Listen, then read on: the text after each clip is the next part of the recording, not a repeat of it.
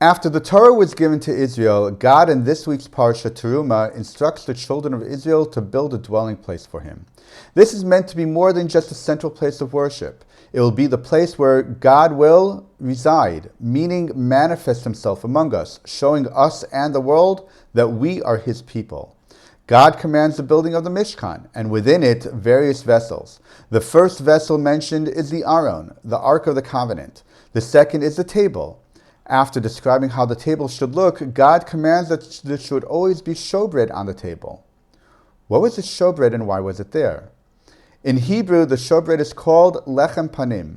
There are several explanations for why it is called this. Ibn Ezra relates the word panim to the word lifanai, meaning before me, explaining it was called lechem panim as the bread was always before God. There was never a time in the Mikdash that there was no bread on the table. The Mishnah in Menachot chapter 11, Mishnah 4, states that lechem panim is literally the bread of faces, since it was many-sided and straight rather than round. Rashbam suggests that lechem panim means choice bread, worthy of being placed in front of nobility and important people. Why did God choose to place bread on the table to always be there? Bread is replete with symbolism and meaning. It is a staple food, representing a meal not just eaten alone, but shared with others.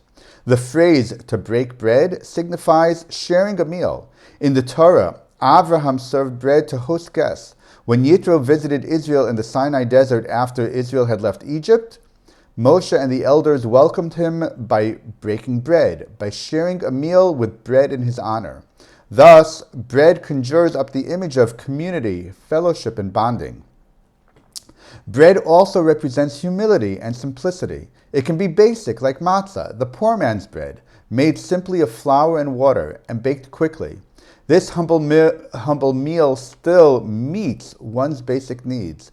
As the Mishnah in Pirkei Avot says, Ezehu asher hasameach bechalko, who is rich, the one who is happy with their lot. Being satisfied with their humble meal could instill a feeling of being rich. At the same time, bread can represent prosperity and wealth, adorned with various additions and made rich, worthy of a king's table. In the Mishkan and temple, the flour used was of the finest quality, mixed with incense and oil, symbolizing opulence. So the presence of bread can speak to every person, from the rich to the poor. Furthermore, bread has a special place, not just in Jewish culture, but in many other cultures, ranging from the familial to the sacred.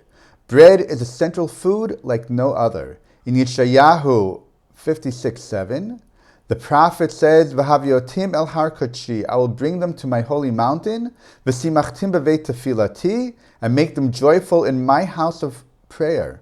"Ki veiti beit tefillah yikarei lechol ha'amim," for my house shall be called a house of prayer for all peoples. What better way to be inviting of all people of all nations than to have bread on display, evoking their emotions at seeing the bread, helping them to feel at home in God's home. Food for thought. Shabbat Shalom.